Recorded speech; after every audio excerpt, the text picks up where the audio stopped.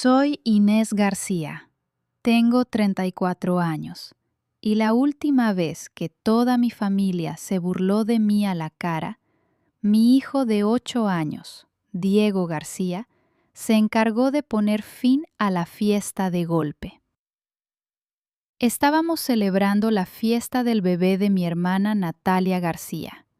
Todo eran globos de color rosa, una tarta gigante de 3 pisos y unos 30 invitados vestidos a juego. Natalia me miró fijamente desde el otro lado de la mesa de los regalos y soltó esa frase despectiva que llevaba ensayando toda la semana. Mi madre Carmen asintió como si llevara horas esperando ese momento, y la gente empezó a aplaudir.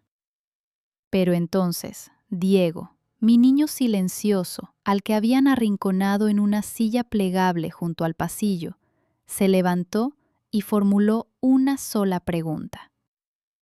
Se hizo un silencio tan sepulcral que podía oír el hielo crujir en el bol del ponche.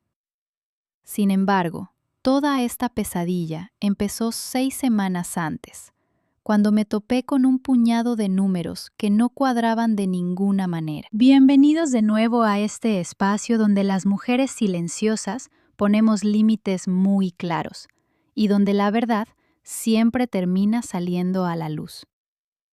Si alguna vez habéis tenido una familia que os juzgaba sin piedad mientras ocultaba su propia porquería de puertas para adentro, sé perfectamente que os vais a sentir identificados con lo que os voy a contar hoy.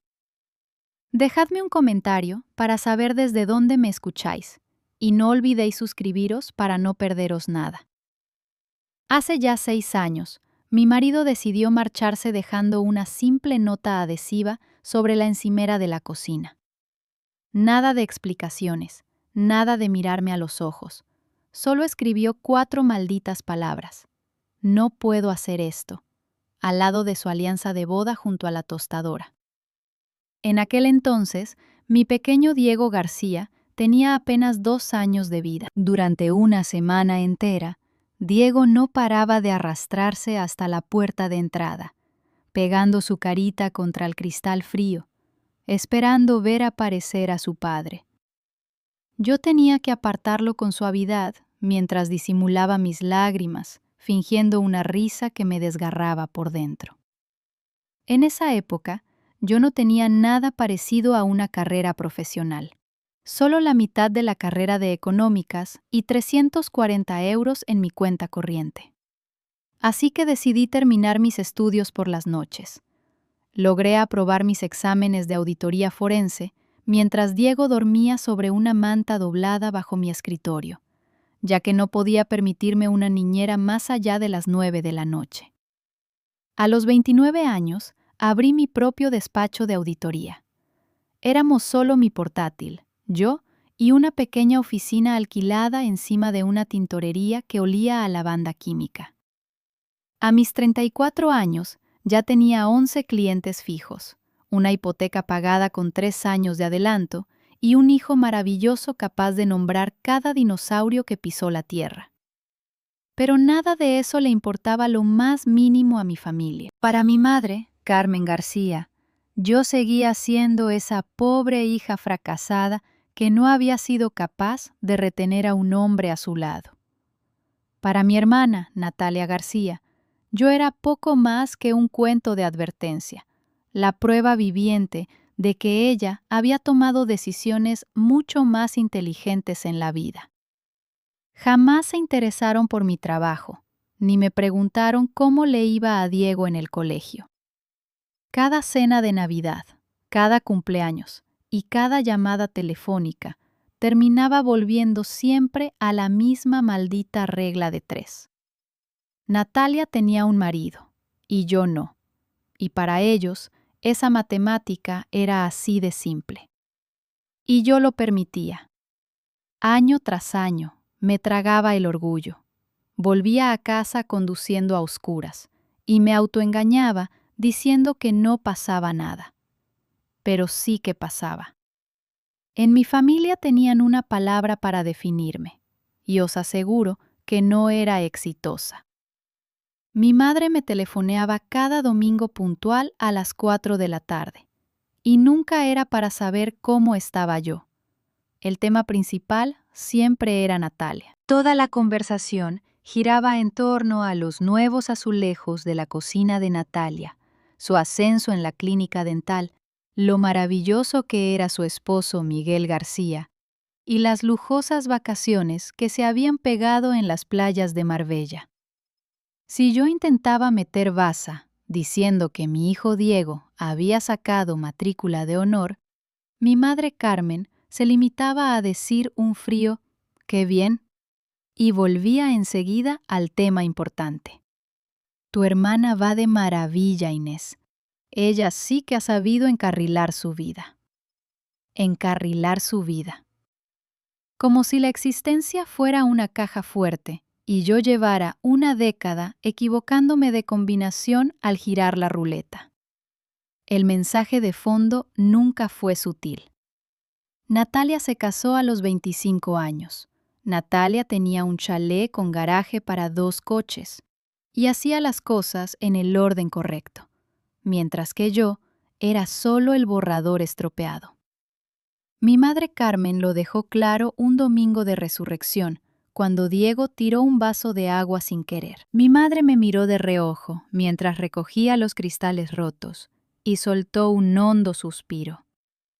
Tu hermana tomó mejores decisiones en la vida, Inés. Eso es todo. Eso es todo. Como si hablara del clima o de una ley física inevitable.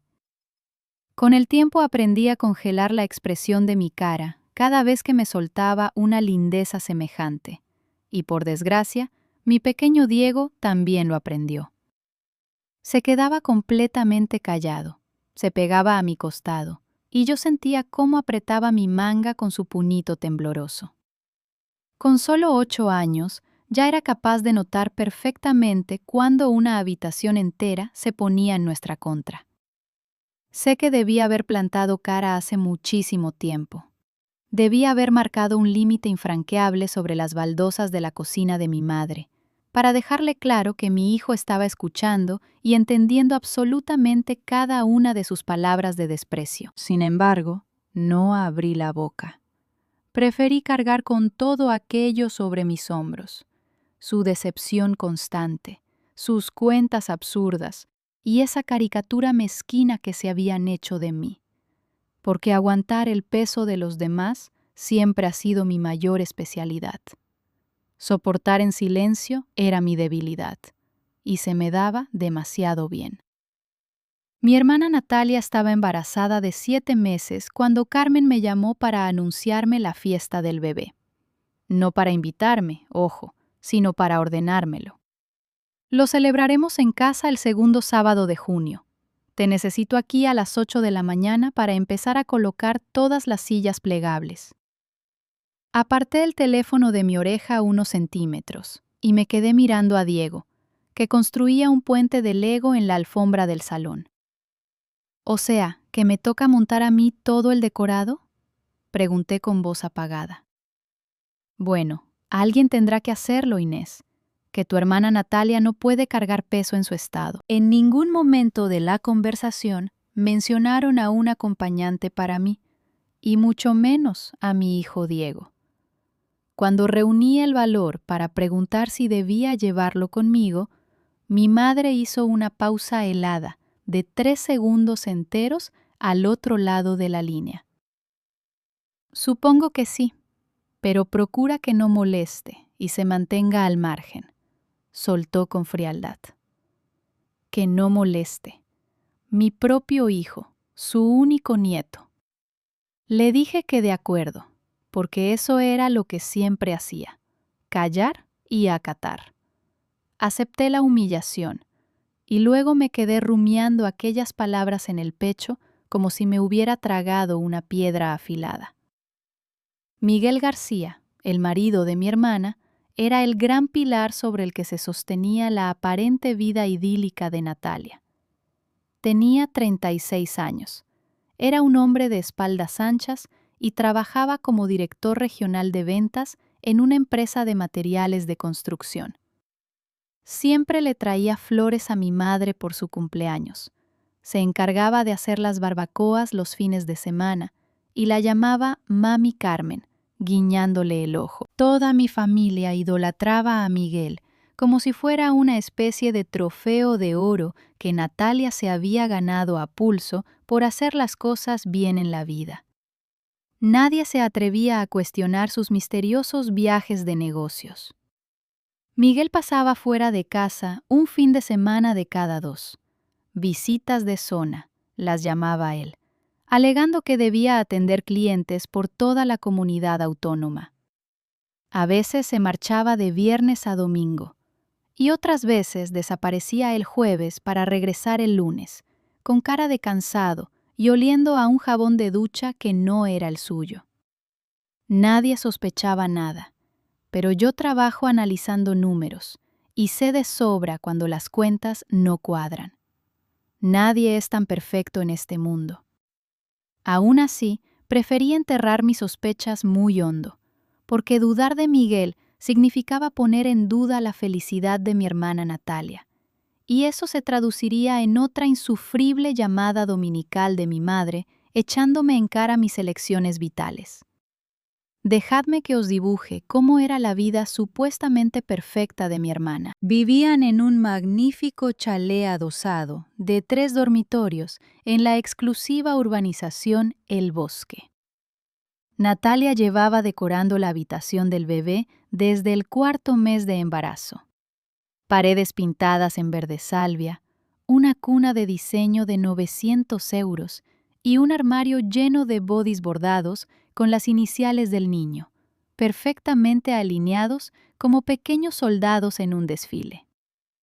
Cada semana subía fotos a sus redes sociales, mostrando la mano de Miguel sobre su tripa, a Miguel montando el cambiador o sosteniendo unos patucos frente a la cámara, con el texto «Comienza la cuenta atrás». Aquella publicación tenía ya 38.000 me gusta. Yo pasaba de largo esas fotos a medianoche en mi pantalla, mientras auditaba los descuadres de gastos de una empresa cliente. No voy a negar que me dolía en el alma. Es un pinchazo amargo ver cómo tu hermana pequeña levanta paso a paso la vida perfecta que todo el mundo asume que tú has sido incapaz de construir por tu cuenta. Sentía ese dolor sordo. Pero como analista también empecé a percatarme de ciertos detalles extraños. La zona de ventas de Miguel parecía expandirse misteriosamente y los fines de semana fuera de casa se alargaban cada vez más. Se marchaba un viernes diciendo que tenía que visitar clientes en las provincias del este y regresaba el domingo por la noche despidiendo un aroma a gel de baño barato que no usaban en su casa. Natalia no sospechaba nada, y mi madre Carmen lo justificaba diciendo que era fruto de su impecable ética laboral. Yo, en cambio, lo llamaba patrón, porque los patrones son lo primero que salta a la vista cuando te pasas la vida analizando datos. Hubo una tarde en que mi hijo Diego regresó del colegio muy triste, porque su tío Miguel le había prometido llevarlo a ver un partido de fútbol y lo había dejado plantado. «Se habrá olvidado, mamá, no pasa nada», me dijo con resignación. Diego solo tenía 8 años y ya estaba aprendiendo a perdonar a los hombres que se esfuman. Y os aseguro que odiaba ver eso en los ojos de mi hijo, mucho más que cualquier desprecio que mi madre me hubiera escupido a la cara en toda mi vida. También recuerdo perfectamente aquel miércoles en el que Miguel no apareció en la función teatral del colegio de Diego. Se lo había prometido por activa y por pasiva, y mi hijo le había guardado una butaca en primera fila.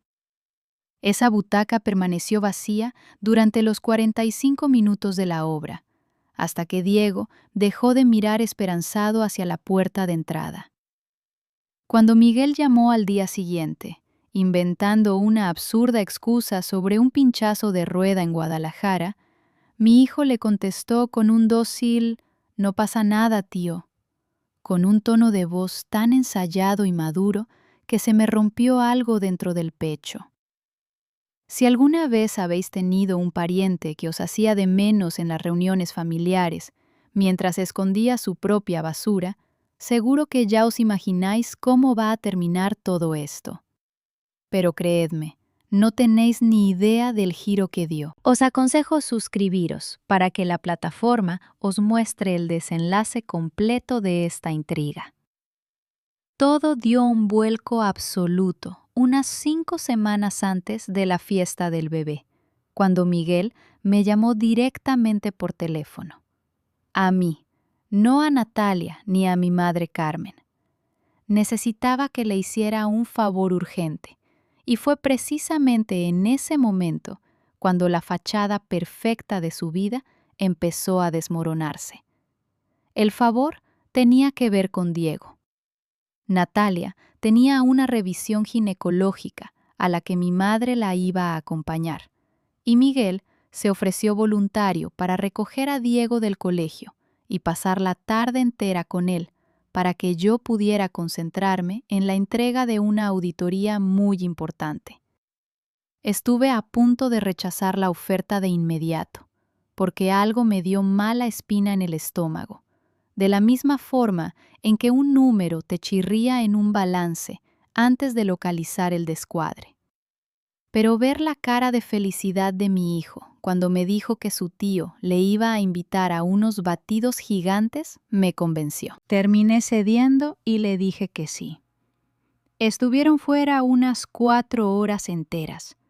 Cuando la furgoneta de Miguel aparcó en la entrada de mi casa a las 6 de la tarde, Diego se bajó corriendo con una sonrisa de oreja a oreja, la cara pegajosa de dulce y una pequeña bolsa de papel en la mano. «El tío Miguel me ha comprado un juguete», exclamó entusiasmado. Le di las gracias a Miguel con un gesto rápido de la mano y lo vi alejarse por la calle. En cuanto entré en casa, miré dentro de la bolsa. Era un coche de carreras de plástico rojo, pequeñísimo, el típico juguete que le comprarías a un niño de 3 años, no a uno de 8. Al mirar la caja por detrás, vi que ponía claramente que estaba indicado para edades de entre 2 y 4 años. Sorprendida, le di la vuelta al paquete, mientras Diego se encogía de hombros y decía inocentemente: «Compró 2 iguales en la tienda, uno para mí y otro para...». Pero de repente se cayó en seco. «¿Otro coche para quién, mi amor?», le pregunté con curiosidad. Diego se mordió el labio inferior con los dientes y susurró: «No puedo decírtelo, me ha dicho que era un secreto». Decidí no darle más vueltas y lo dejé pasar. Ahora sé que fue un error garrafal, pero en ese instante no quise presionar. Sin embargo, esa misma noche, mientras sacaba de mi coche las cosas que se habían quedado olvidadas, me di cuenta de que Miguel se había dejado la chaqueta de Diego en el asiento de atrás, y al sacudirla se cayó al suelo un recibo arrugado del bolsillo. Era de una gasolinera.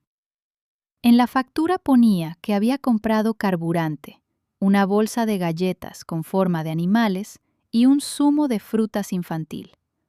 El establecimiento estaba ubicado en San Agustín del Guadalix, un pueblo de la sierra situado a unos 40 minutos hacia el este de nuestra provincia, completamente fuera de la ruta de ventas de Miguel, y a una distancia absurda para ir a por un simple batido de leche. Alicé el ticket sobre la encimera de mi cocina y lo miré fijamente, igual que miro una columna de números que no consigo cuadrar. Seguro que conocéis esa sensación de que algo no encaja. Mi hijo Diego no tenía ningún hermano pequeño, así que no entendía de quién era aquel coche de carreras. Empecé a tejer la mantita 3 semanas antes de la fiesta de mi hermana, con una lana amarillo pálido muy suave. Aprendí a tejer con internet cuando mi niño era un bebé y no tenía dinero para tiendas. Le hice un gorro horrible, pero él se lo ponía igual. Esta manta era mejor, con puntadas más firmes.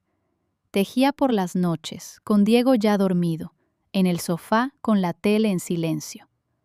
Cada vuelta era una frase que no me atrevía a pronunciar. Quiero mucho a mi hermana y deseo de verdad que su bebé no pase frío.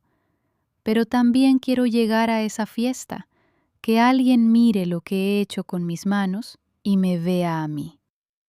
No a la madre soltera, ni al borrador fallido, ni a la que tomó malas decisiones, solo a mí. Sabía de sobra que la mesa de regalos en la fiesta de Natalia estaría repleta de carritos de 200 euros y sacos de dormir de cachemira de marcas carísimas que yo jamás podría pagar. Mi mantita se quedaría allí, apartada, como un plato casero en medio de un catering de lujo. Pero seguí tejiendo, porque la alternativa era presentarme con las manos vacías y darle a mi madre otra razón para criticarme. Terminé el último nudo un martes a medianoche y sostuve la manta bajo la bombilla de la cocina. La mantita tenía un par de zonas desiguales y los flecos del lado izquierdo habían quedado un poco más largos. Diego entró en la cocina medio dormido. Entornó los ojos y me dijo que era muy amarilla. Yo le contesté que era amarillo pálido, y él insistió en que era demasiado pálido. La envolví en papel de seda, y me convencí de que una simple manta podría cambiar la forma en que mi familia me miraba. No lo haría, claro, pero otra cosa sí lo lograría. Una semana antes de la fiesta, mi madre me llamó para darme instrucciones exactas. No fue una charla, fue más bien un informe militar. Llega a las 8, coloca las sillas plegables en el jardín, monta el arco de globos, no toques la tarta, no toques los regalos y no menciones tu situación, porque es el día de Natalia. ¿Mi situación?, repetí yo con amargura. Ya sabes a qué me refiero, Inés, me soltó ella. El divorcio, estar sola, esas cosas ponen nerviosa a Natalia, y ahora mismo no debe estresarse por nada. Me quedé de pie junto al fregadero, observando cómo un pájaro se posaba en la valla exterior. Tuve que contar mentalmente hasta 5 antes de responder que no tenía intención de sacar el tema. Ella suspiró aliviada y me ordenó que fuera bien vestida, nada de ropa de diario. Yo solo tenía 2 vestidos decentes que compré en las rebajas del Corte Inglés hacía 4 años. Elegí el azul marino porque tenía bolsillos y a mí me gustaba tener un sitio donde meter las manos cuando me sentía incómoda. Diego me preguntó entonces si podía ponerse su corbata de dinosaurios. Le dije que sí, porque hace tiempo que dejé de negarles las pocas cosas que hacen sonreír a mis hijos. La noche antes de la fiesta, coloqué la manta sobre mi cama con el papel de seda abierto a los lados como si fueran alas. Apoyé la palma de la mano contra la lana y pensé en las 3 semanas de noches en vela. Recordé la voz de mi madre exigiéndome que no hablara de mi situación personal. Y luego pensé en aquel tique de Miraflores, en el coche de juguete para un niño que no existía en la vida de Miguel, que mi familia conocía. En ese momento, Diego entró en mi cuarto, se sentó al lado de la manta y acarició las puntadas. Me dijo que me había costado mucho trabajo hacer aquello, y yo le respondí que sí, que había sido mucho trabajo. A Natalia le va a encantar, me aseguró mi hijo, con esa inocencia tan bonita de los niños, esa creencia ciega de que el esfuerzo siempre se valora y de que un regalo hecho con cariño se recibe de la misma manera. No quise desilusionarlo. Guardé la manta en una bolsa de regalo Boniti y la dejé junto a la puerta principal. Al día siguiente, Diego se levantó antes que yo y ya se había vestido solo. Llevaba la corbata de dinosaurios con un nudo tan desastroso que haría llorar a cualquiera, y se había peinado él mismo, dejándose un remolino tieso como una bandera en la coronilla. «Quiero ir guapo, mamá, que es una fiesta», me soltó con orgullo. Le aplasté el pelo con la mano mojada y le dije que estaba perfecto. Sonrió feliz. A mi hijo le hacía una ilusión tremenda ir a una fiesta donde nadie se iba a molestar en reservarle un buen sitio. Así son los niños, siempre dispuestos a darlo todo por gente que luego no mueve un dedo por ellos. Imaginad mi situación en ese instante. Pude haber mencionado el ticket de Miraflores, los números o cualquier sospecha, o haber llamado a Natalia para destapar el asunto. Pero me autoconvencí de que no sería nada grave, porque la alternativa era demasiado dolorosa, y yo no estaba preparada para afrontar una tormenta familiar. 4 días antes del evento, Miguel me mandó un mensaje de texto para pedirme un favor rápido. Quería refinanciar la casa. El banco le pedía los extractos organizados y yo era la de los números. Me preguntó si podía echarles un vistazo. Adjuntó 3 archivos PDF con los extractos de 3 meses de una cuenta corriente conjunta. Debería haberle dicho que no, que se buscara su propio contable. Pero Miguel jamás me había pedido nada, y una parte de mí, esa parte ingenua que aún ansiaba encajar en la familia, pensó que quizá por fin me valoraba y me veía útil. Así que abrí los archivos a las 11 de la noche, con una taza de café frío y los deberes de matemáticas de Diego esparcidos sobre la mesa. Los extractos eran un caos de gastos normales. La compra semanal, gasolina, la cuota de macro y los copagos de las revisiones del embarazo de Natalia. Y entonces lo vi. Un pago automático recurrente de 1.450 euros al mes a una gestora inmobiliaria en Miraflores, el mismo pueblo que aparecía en aquel ticket de gasolina. Seguí bajando por el documento y encontré otro cargo sospechoso. 620 euros mensuales a nombre de la escuela infantil Rayitos de Sol, también en Miraflores. Una guardería. Pero si Natalia y Miguel aún no tenían hijos, y a su bebé todavía le faltaban 2 meses para nacer. Me quedé helada, contemplando aquellas cifras, mientras el café se enfriaba del todo. Un alquiler en Miraflores podía ser una inversión, y la guardería quizá fuera para el hijo de algún pariente, un favor personal. Tal vez era una deducción fiscal que se me escapaba. Tenía que haber explicaciones racionales. Siempre las hay cuando miras cifras que te aterroriza comprender. Cerré el portátil y pasé la noche en vela. Los números sencillamente no cuadraban, y yo era la única persona de la familia capacitada para darse cuenta. Durante los 2 días siguientes, intenté autoconvencerme de que no debía meterme en vidas ajenas. Eso es lo que siempre hago, cargar con el peso del mundo, ordenar los balances y no dar problemas. Ser hiperresponsable es una gran virtud para una contable forense, pero para una hermana es una trampa mortal. Volví a revisar los datos. El alquiler de Miraflores llevaba activo 37 meses y la guardería 31. Ambos pagos comenzaron antes de que Natalia y Miguel se casaran. Crucé los cargos con los viajes de Miguel.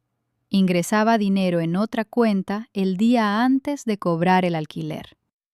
Financiaba un segundo hogar con más puntualidad que su propia hipoteca. Me temblaban las manos y me daba rabia, porque me dedico a detectar fraudes. He desmontado desfalcos y pillado facturas falsas. Las cifras no me asustan, pero estas afectaban a mi hermana, a mi futuro sobrino y a esa mesa navideña en la que ceno cada diciembre, aunque nadie me reserve una buena silla. Por eso hice lo de siempre.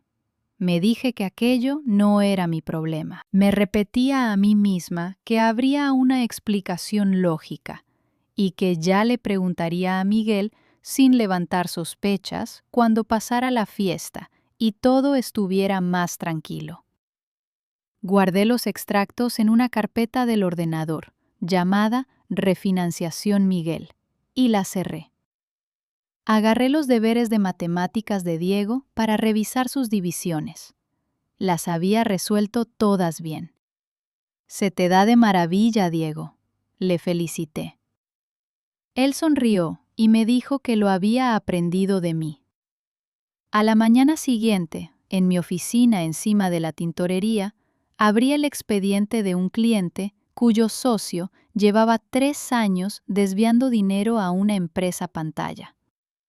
El tipo entrenaba a un equipo infantil de fútbol, organizaba las cenas y traía bollos los viernes. Pero la contabilidad contaba una historia muy diferente.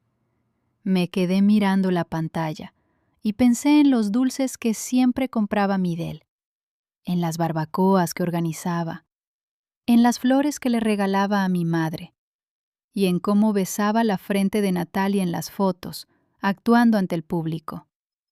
El encanto personal es una partida que nunca se puede auditar. Lo he visto 1000 veces en mi trabajo. Los que más roban nunca tienen pinta de ladrones, sino de buenos vecinos que traen bollos a la oficina. Cerré el expediente de mi cliente y abrí la carpeta de Miguel. Contemplé el pago automático a Miraflores durante 1 minuto entero y la volví a cerrar. Estoy entrenada para seguir el rastro del dinero, pero esta vez no quería hacerlo. Faltaban 3 días para la fiesta, cuando Miguel pasó a recoger a Diego otra vez. Estuve a punto de negarme, porque llevaba días inventando excusas para evitar que salieran juntos desde que descubrí aquel tique. Pero Diego me lo suplicó con tanta ilusión, y Miguel se presentó 10 minutos antes, con su eterna sonrisa y un balón de baloncesto, que acabé cediendo. Acompañadme aquí, porque es donde todo cambia. Estuvieron fuera unas 3 horas. Cuando mi hijo volvió, estaba inusualmente callado. Se sentó en su cama y empezó a quitarse las zapatillas despacio. Me apoyé en el marco de la puerta y le pregunté si se lo había pasado bien. Él asintió sin mirarme y me preguntó si podía contarme algo. Siempre, le respondí. El tío Miguel García me llevó a una casa que no era la suya. Comenzó a decirme Diego García.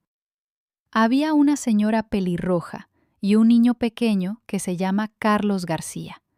Es muy chiquitito, de unos 3 años. Sentí un escalofrío horrible que me recorrió toda la espalda, de abajo a arriba, como si me hubieran puesto un cubito de hielo en la nuca.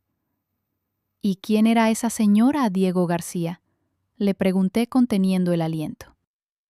El tío Miguel García la llamaba Sara García. Nos hizo unos sándwiches y Carlos García me enseñó sus camiones de juguete. Tiene un montón.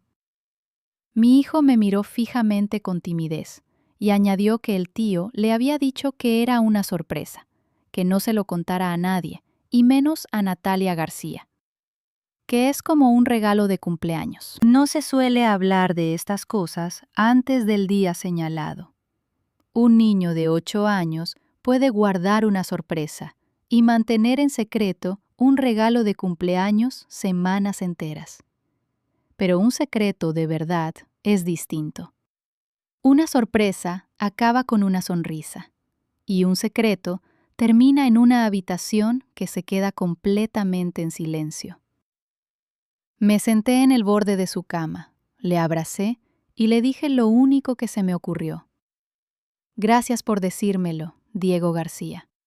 Tú no has hecho nada malo.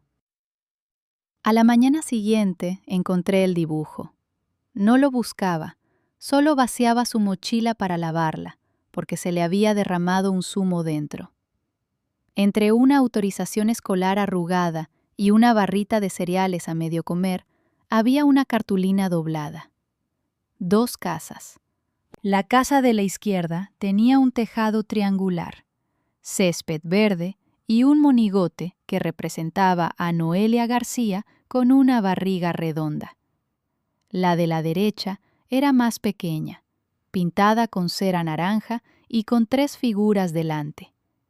Un hombre alto llamado Miguel García, una mujer con garabatos rojos por pelo llamada tía Sara García y un niño pequeño llamado Carlos García.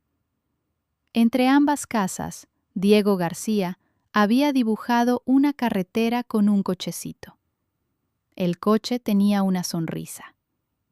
Me senté en el suelo de la cocina con el papel entre mis manos. Mi hijo había dibujado la verdad, sin tener ni idea de que lo era.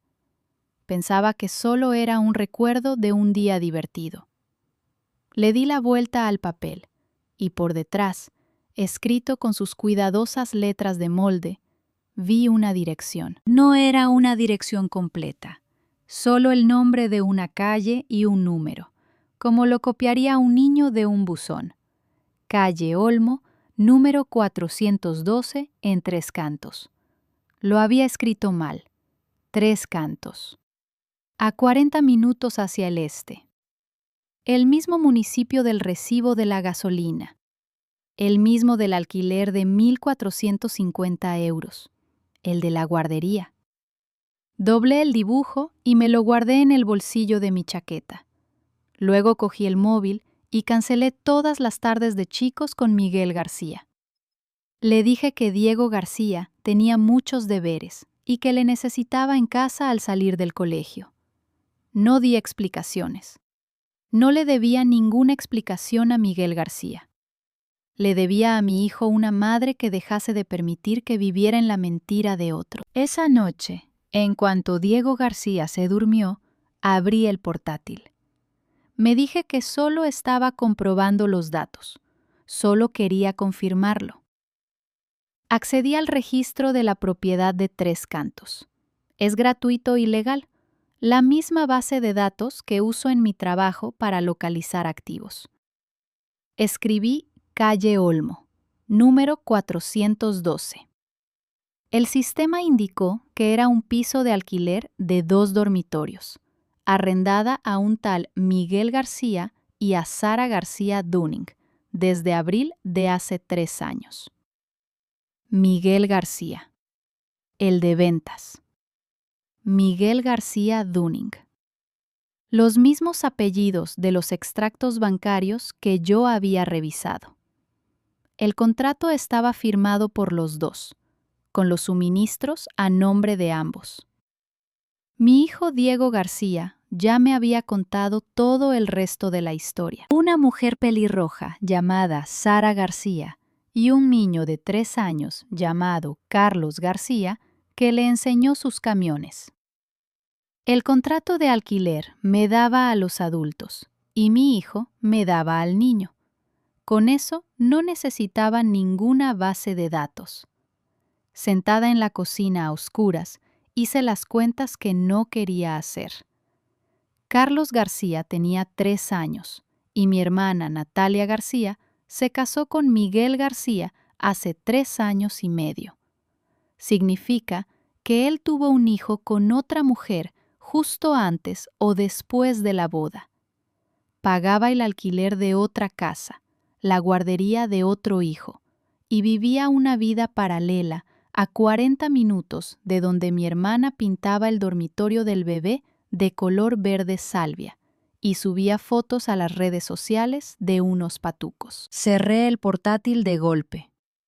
Saqué el dibujo de Diego García de mi chaqueta y volví a mirarlo bajo la luz de la campana de la cocina.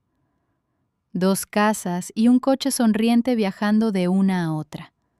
Mi hijo de 8 años lo había esquematizado todo con ceras de colores, y nadie en mi familia era capaz de entenderlo excepto yo. No lloré, aunque ganas no me faltaban. En su lugar, preferí hacer una lista. Eso es lo que hacemos los contables cuando las cifras cuentan una historia que nadie quiere escuchar. Hacemos una lista y determinamos quién tiene que saber la verdad. Pero os diré lo que no hice. No le saqué una captura de pantalla a esos registros de la propiedad, para enviárselos por mensaje a Natalia García a medianoche. No llamé a mi madre para contárselo con el manos libres. Tampoco lo publiqué en internet, ni se lo susurré a ningún primo, ni me lo guardé para hacer daño en un evento público. Soy contable forense y sé exactamente lo que una revelación en el momento oportuno puede hacerle a las finanzas, la custodia y la vida de alguien.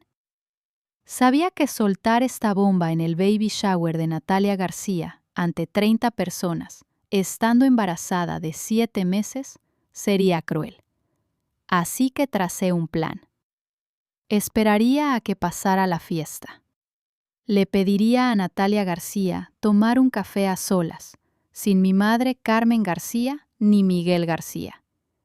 Llevaría los extractos bancarios, los registros públicos y el dibujo de Diego García. Me sentaría frente a ella y se lo explicaría con delicadeza y claridad, como se le dan las malas noticias a alguien a quien quieres.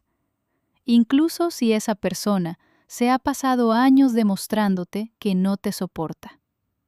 Se merecía enterarse por alguien que mirase por el futuro de su bebé, no por un extraño, un juzgado o porque la madre de Carlos García se presentara de repente en su puerta. También le diría que yo podía ayudarla. La contabilidad forense sirve precisamente para estas situaciones, de activos ocultos, cargas familiares no declaradas e infidelidades que afectan al reparto de bienes. Yo podía rastrear cada euro que Miguel García había desviado a tres cantos y asegurarme de que mi hermana, Natalia García, y su futuro bebé estuvieran protegidos. Ensayé la conversación un par de veces mentalmente mientras fregaba los platos. Tomé notas en un bloc de hojas amarillas sobre qué decir primero, cómo medir los tiempos y dónde colocar los papeles bancarios para que los viera sin agobiarse demasiado. Al final, rompí los apuntes y tiré los trozos por el váter. Escribir un guión para destrozar el matrimonio de mi hermana me parecía algo tan frío que me revolvía el estómago. Esto no era una auditoría, era Natalia García, la niña que se metía en mi cama cuando había tormenta, la adolescente que me quitaba el rímel antes de salir de fiesta y nunca lo devolvía, la mujer que llevaba 10 años comparándose conmigo y buscando desesperadamente la única parcela de la vida en la que creía haberme superado. No iba a arrebatarle esa pequeña victoria delante de un montón de gente. Me sentaría frente a ella con un café, le contaría la verdad y la sostendría de la mano mientras lloraba, porque eso es lo que hacen las hermanas mayores, aunque la pequeña lleve una década fingiendo que no necesita a nadie. Ese era mi plan, discreto, privado y con principios. Era una buena estrategia. La verdad debe ser un bisturí, no un martillo. Se usa para sanar, no para machacar. Tenía 72 horas para ejecutarlo. Los planes nunca sobreviven a la mente de un niño de 8 años, pero eso yo todavía lo ignoraba. 2 días antes de la fiesta, le mandé un mensaje de texto a Miguel García. Fui muy directa y breve. Tenemos que hablar de tres cantos. En la pantalla del móvil aparecieron 3 puntos suspensivos, que luego desaparecieron y volvieron a salir. Al final me escribió que no sabía qué me imaginaba que sabía. Yo le respondí que lo sabía todo sobre el contrato de alquiler, la guardería y Carlos García.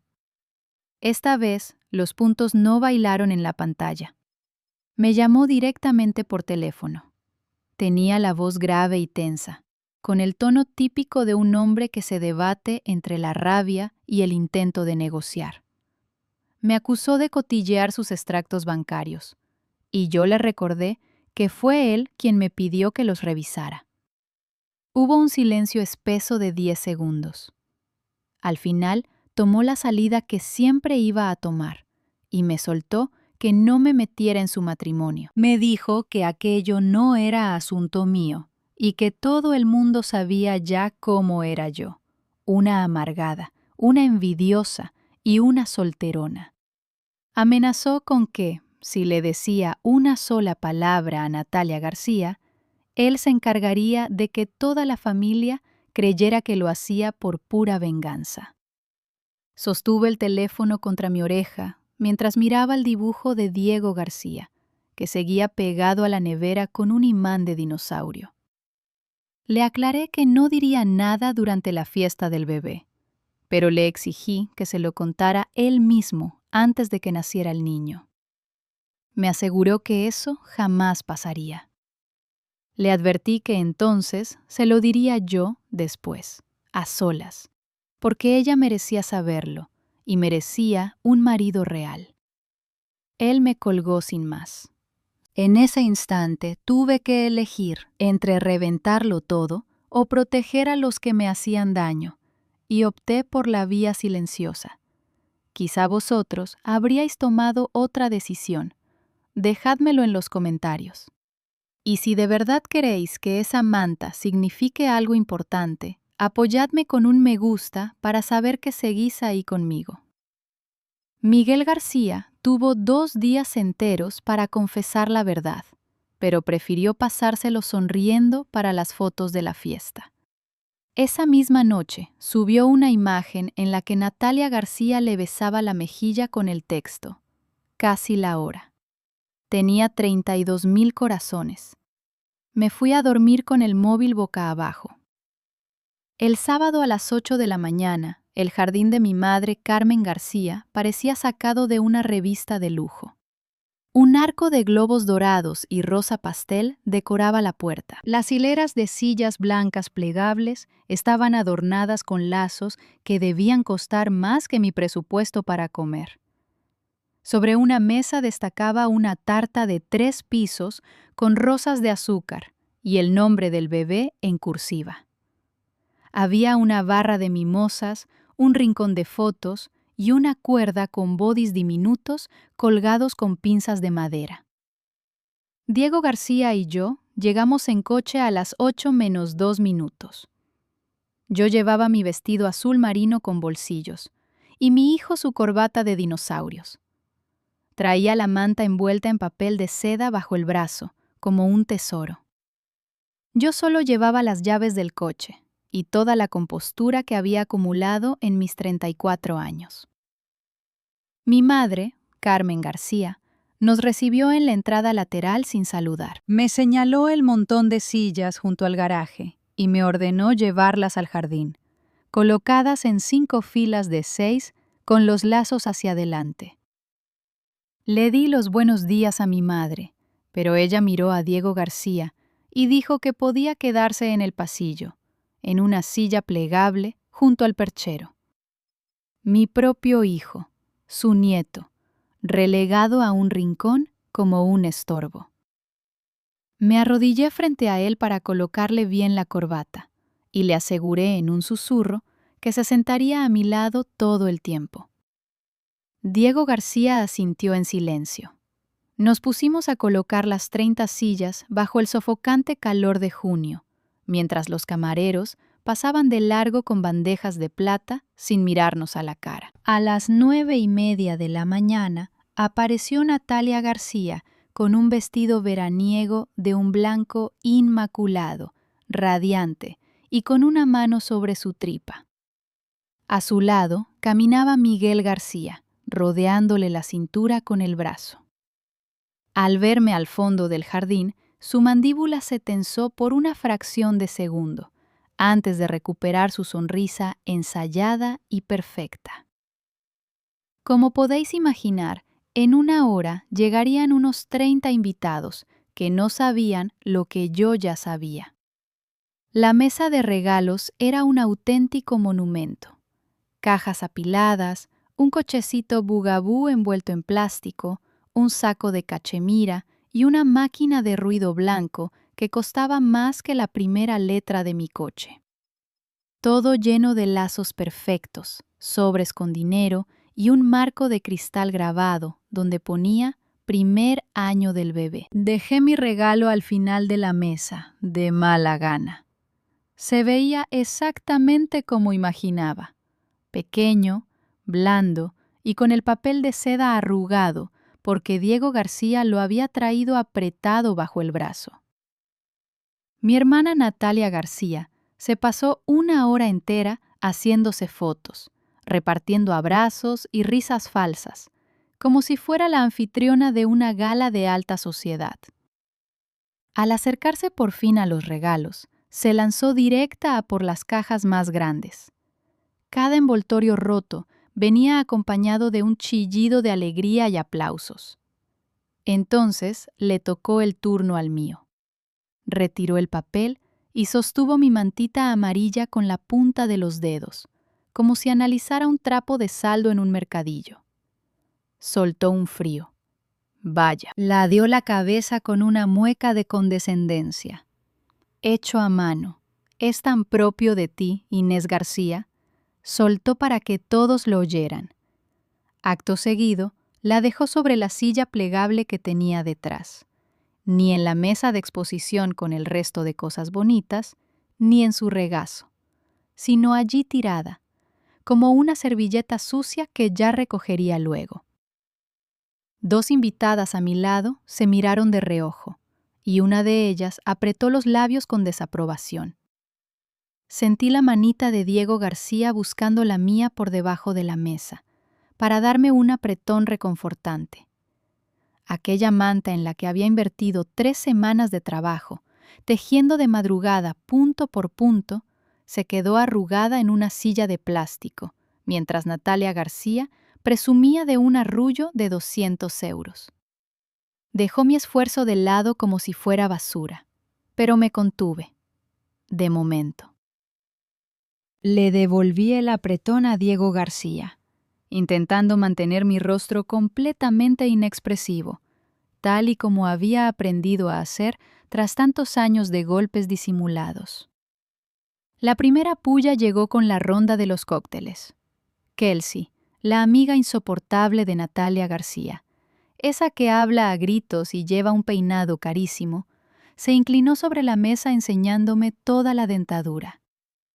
¿Y bien, Inés García? ¿Sigue sola? ¿No hay nadie a la vista? Me soltó con veneno. Antes de que pudiera contestar, Carmen García intervino desde la puerta de la cocina. Inés García está centrada en criar a Diego García. Ya tiene bastante con eso. Lo dijo fingiendo que me defendía, pero no se sintió así. Justo después, otra mujer brindó en dirección a los futuros padres, diciendo que hacían una pareja preciosa. Natalia García, desde luego has encontrado a un hombre de oro, comentaban.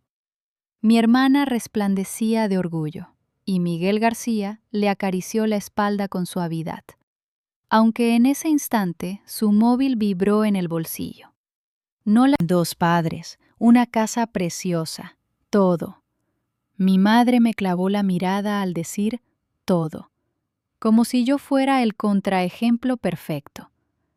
En ese instante, mi pequeño Diego García me tiró de la manga.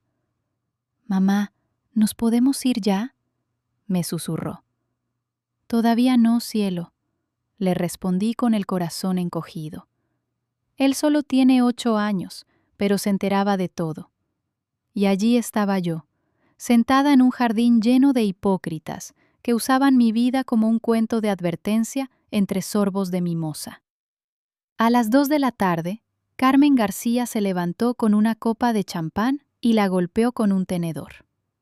El patio enmudeció y 30 caras se giraron hacia ella. Llevaba puesta esa blusa de tono crema, con botones de nácar, que solo saca del armario para ir a misa los domingos, y el pelo, tan perfectamente peinado, que saltaba a la vista que venía de la peluquería.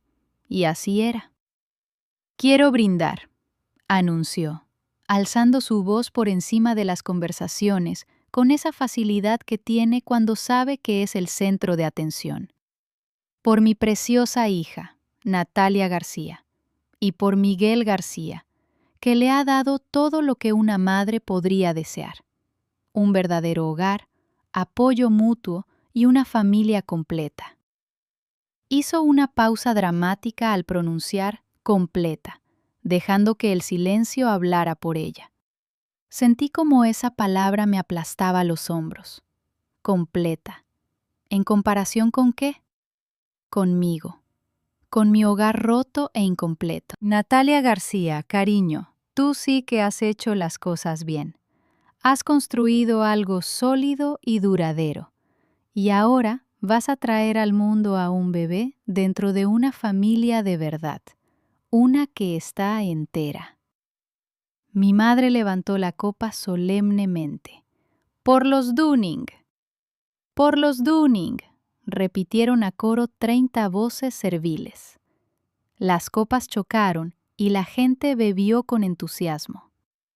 Natalia García se secó unas lágrimas imaginarias con la punta de los dedos, y Miguel García le dio un beso en la sien. Sus labios se quedaron pegados allí exactamente 3 segundos. Lo sé porque los conté. Es lo que hago cuando siento que pierdo el control de mi vida.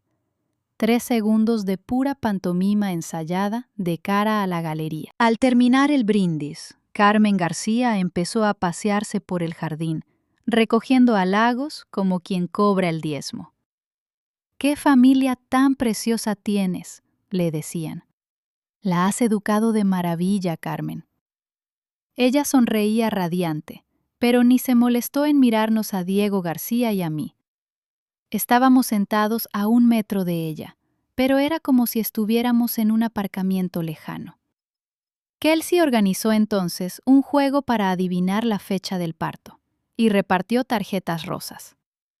Mientras la gente escribía entre risas, el móvil de Miguel García vibró. Lo sacó, leyó un mensaje y tecleó rápido. Vi cómo su rostro cambiaba por un instante, con los ojos tensos y la boca rígida, antes de volver a disimular. Guardó el teléfono de golpe en el bolsillo y volvió a pasar el brazo por encima de los hombros de Natalia García. Nadie se dio cuenta, excepto mi hijo.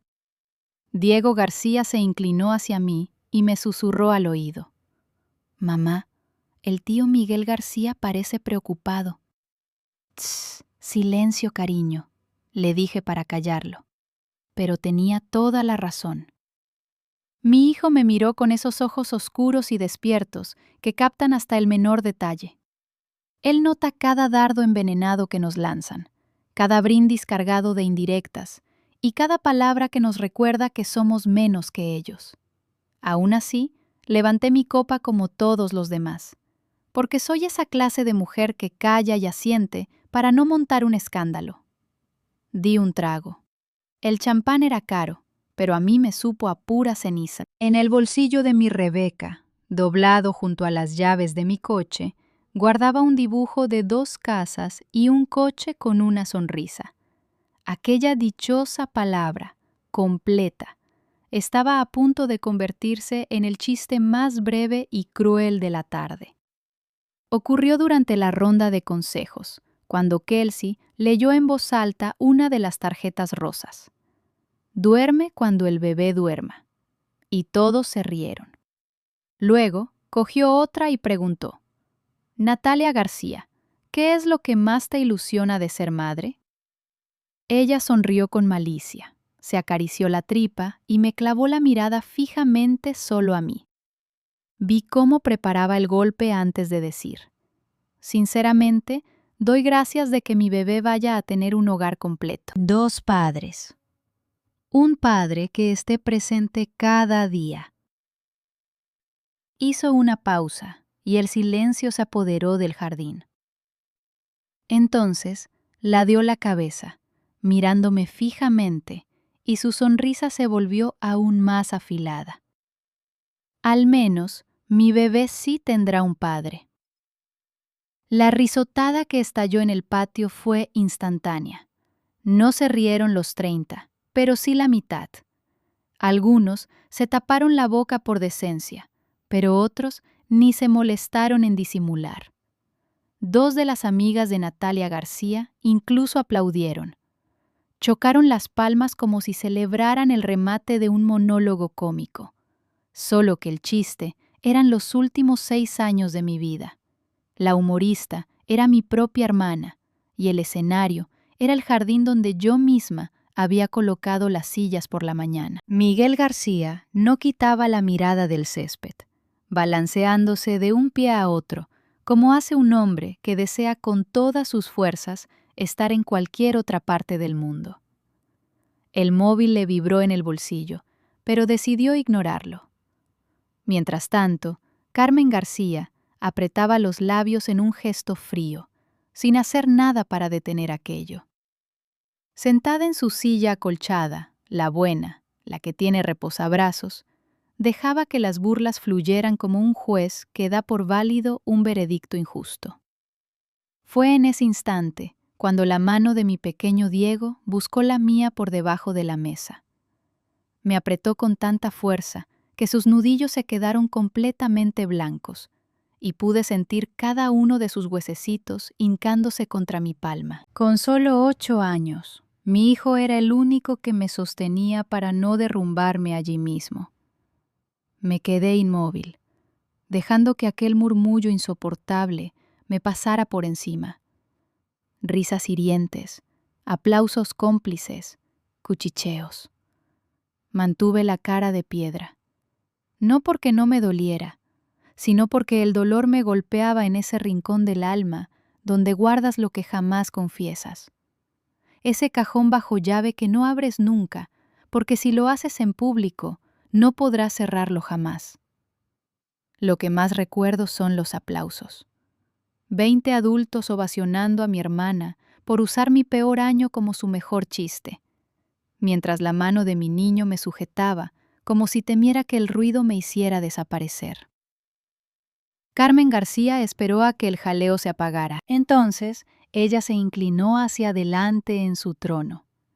Esa silla tan cómoda, la acolchada que nadie más de la familia tenía permiso para usar. Y soltó la frase.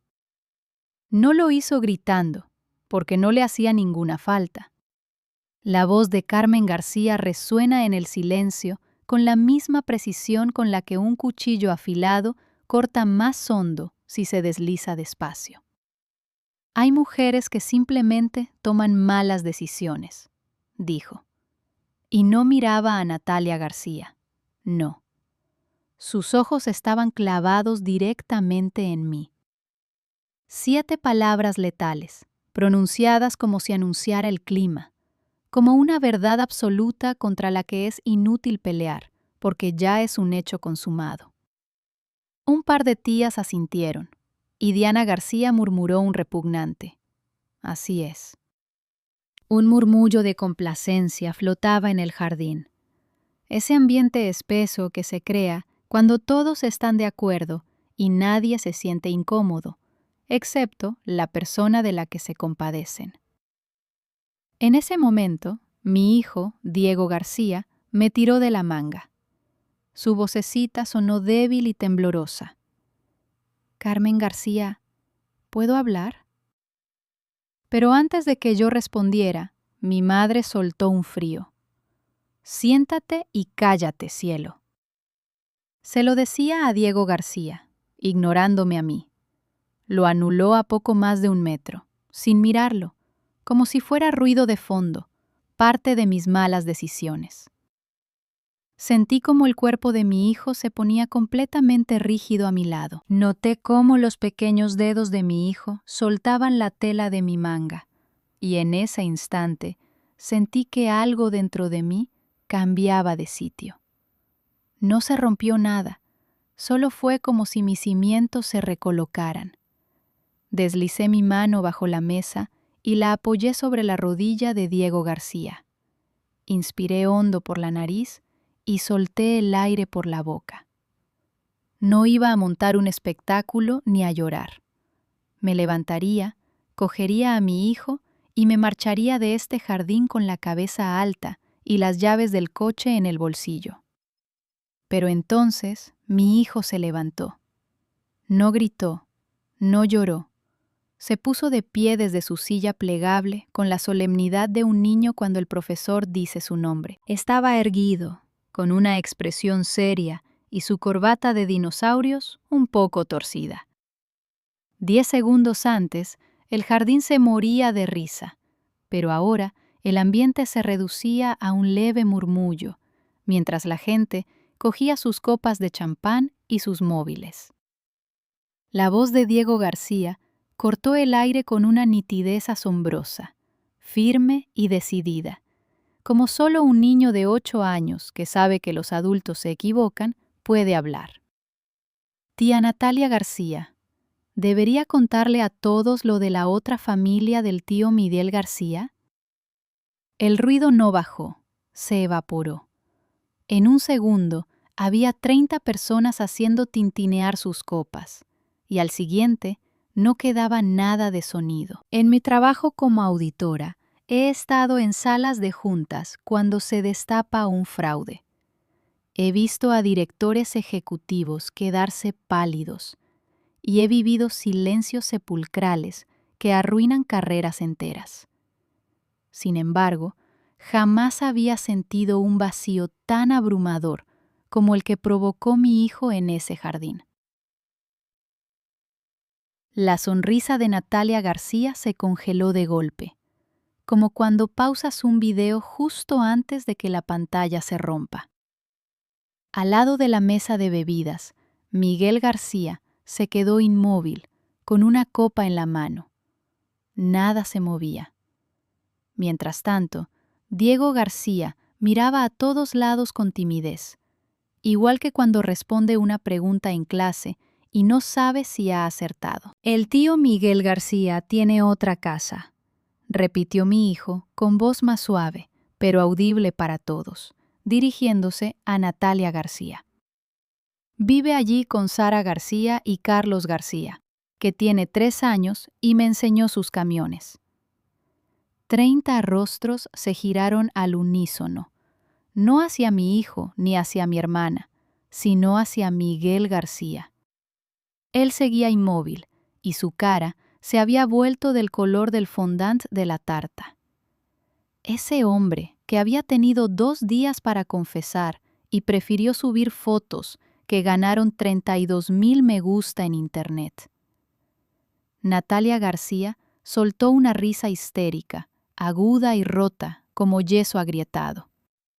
¿De qué habla?, gritó mirándome directamente a mí en vez de a él. Inés García, ¿qué le has dicho? No respondí. No hacía ninguna falta. Fue Miguel García quien respondió por todos al moverse. Apoyó la copa con tanta brusquedad que el champán se desbordó. Dio un paso hacia mi hijo y se detuvo porque 30 personas lo miraban. Y un hombre sabe lo mal que queda avanzar hacia un niño ante testigos. Está confundido. Mintió con voz tensa. Los niños inventan cosas. Solo tiene 8 años y lo habrá visto en la tele. Yo no lo vi en la tele, replicó Diego García con una calma pasmosa.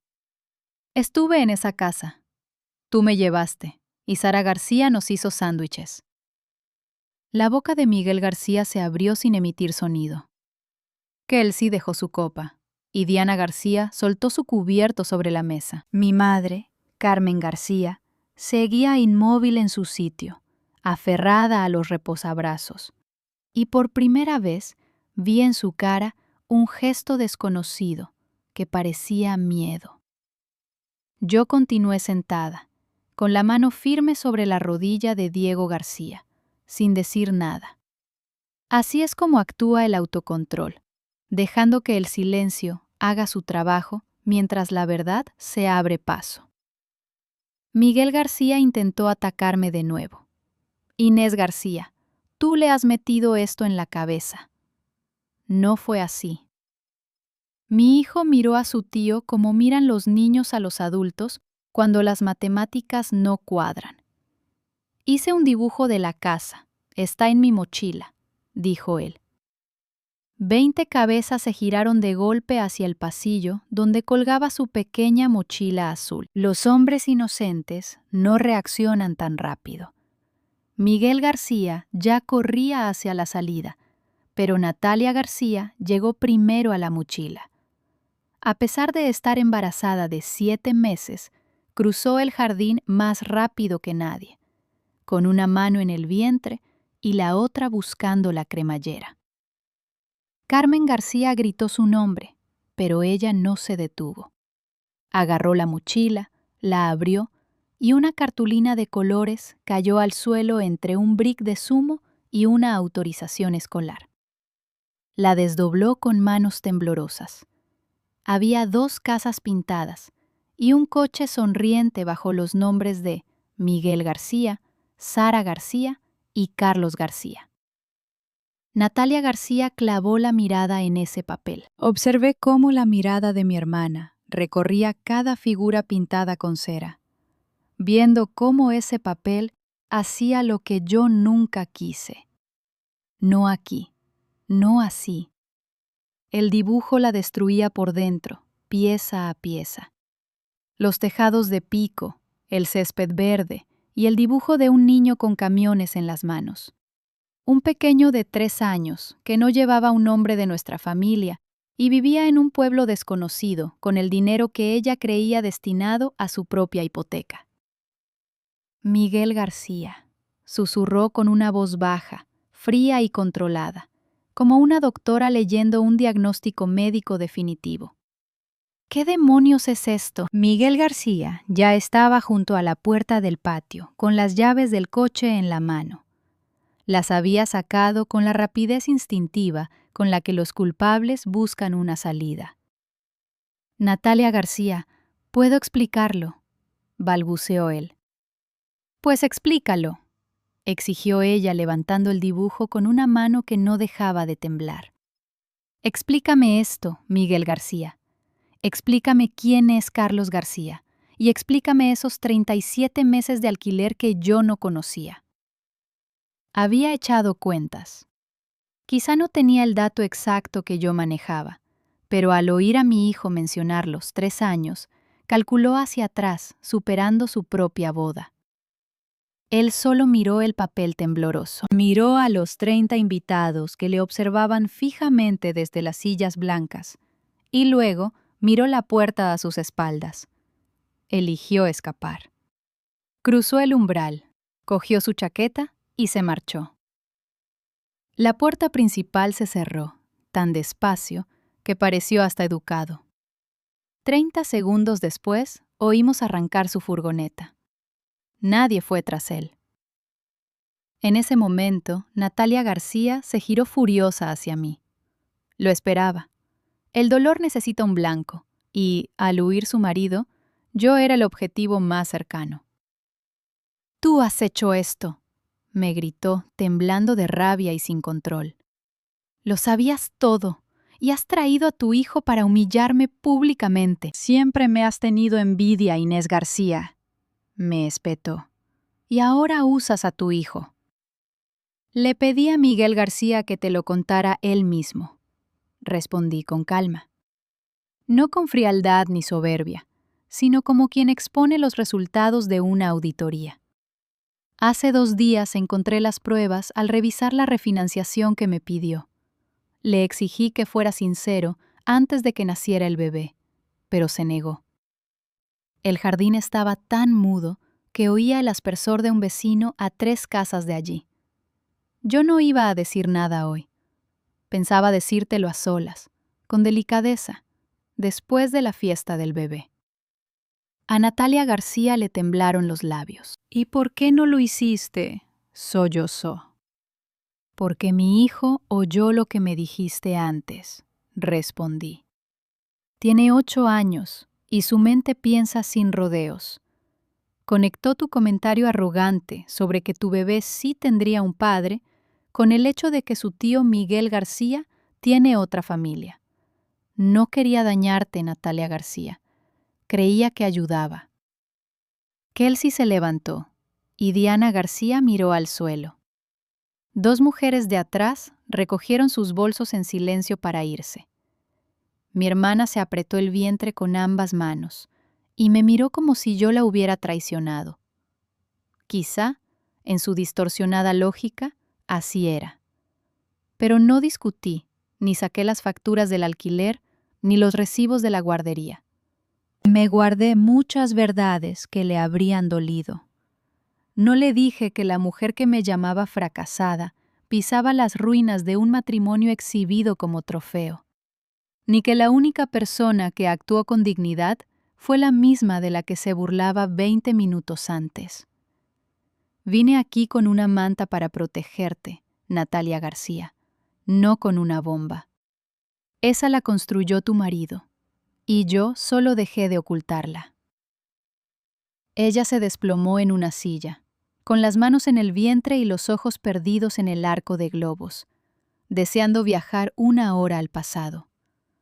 Por un segundo, solo uno, vi a mi hermana, no a la mujer que me había humillado. No veía a la mujer que usaba mi divorcio como un chiste de fiesta, sino a mi hermana pequeña de 29 años, embarazada, viviendo ante testigos el peor momento de su vida, al darse cuenta de que sería lo que tanto había despreciado, una madre soltera. Pero la compasión pasó rápido. No se disculpó ni miró a mi hijo. Se tapó la cara con las manos y emitió un sonido ahogado, a medio camino entre el llanto y la asfixia.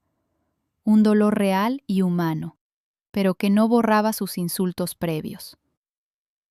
En ese instante, Carmen García, mi madre, se levantó decidida de su silla. Mi madre paseó la mirada entre Natalia y yo, para luego fijarse en el hueco vacío donde hacía un momento estaba Miguel. Abrió y cerró la boca un par de veces, muda. Aquella mujer que siempre tenía un veredicto preparado, la que llevaba 30 años dictando sentencias sobre el buen camino y sobre cuál de sus 2 hijas lo hacía bien, se había quedado sin palabras.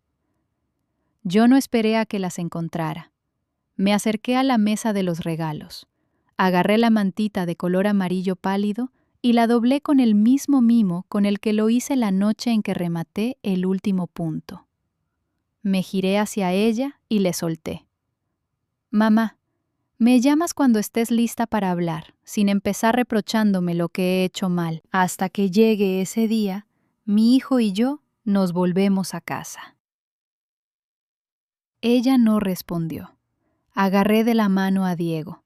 Su corbata de dinosaurio se había desabrochado y andaba metida en la camisa. Se la coloqué bien, mientras cruzábamos la verja lateral del jardín, dejando atrás el arco de globos y la tarta de 3 pisos que ponía Bebé Donning en letras cursivas. Al llegar al coche, me miró con timidez y preguntó: ¿Estás enfadada conmigo, mamá? Le sonreí. No, mi vida, has dicho la verdad, y eso nunca es malo. Le abroché el cinturón de seguridad y conduje de vuelta a casa sin mirar ni una sola vez el espejo retrovisor. Miguel desapareció por completo durante 6 días. No fue una huida de película, ni hubo denuncias de desaparición. Simplemente dejó de contestar las llamadas, dejó de pasarse por el chalet de la calle de los Robles y borró su rastro de esa perfecta vida que Natalia se había esmerado en diseñar para él. Al tercer día de su ausencia, una mujer llamada Sara llamó al móvil de mi hermana. Había encontrado su número en el registro de Miguel. Su voz sonaba serena, pero arrastraba un cansancio infinito. Tenía un niño de 3 años que no paraba de preguntar dónde estaba su papá. Hablaron durante 47 minutos. Lo sé porque Natalia me llamó justo después. Su tono de voz era plano, apagado, ese tono que te queda cuando ya has agotado la capacidad de asombro y solo te queda asimilar los números. Me confesó con voz rota que él se había llevado 23,000 euros de la cuenta de ahorro común durante el último año. ¿Cómo es posible que no me diera cuenta?, repetía. Le expliqué que los desvió a través de una cuenta corriente secundaria, con transferencias pequeñas y fechas aleatorias. Un patrón de manual. Natalia guardó un largo silencio antes de pronunciar 3 palabras que llevaba 6 años esperando escuchar de mi hermana. ¿Puedes ayudarme? No lo deseaba por orgullo, sino por sentir que yo era algo más que el mal ejemplo de su vida. Le dije que sí, porque investigar cuentas es mi trabajo. Pasé las siguientes 2 semanas analizando las finanzas de Miguel, buscando activos ocultos y destapando 37 meses de alquileres y guarderías ocultas. Preparé el expediente tal y como hago en mi trabajo, de forma metódica, aportando pruebas sólidas y listas para un juicio. Natalia contrató a un buen abogado de familia, que, al revisar mi dossier, confesó alucinado que jamás había visto un informe financiero tan pulcro viniendo de alguien ajeno a la abogacía. Mi madre me llamó una vez, pero no para pedir perdón. Solo soltó un frío. Yo no sabía nada de lo de Miguel.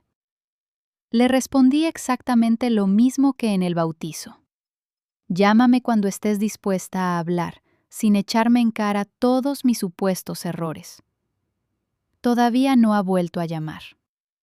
Pocos días después, le mandé la mantita amarilla a Natalia por correo postal, bien empaquetada. El bebé la iba a necesitar, porque esa criatura era inocente. Hay mujeres que de verdad toman malas decisiones en su vida, pero yo no soy la que está en esa categoría.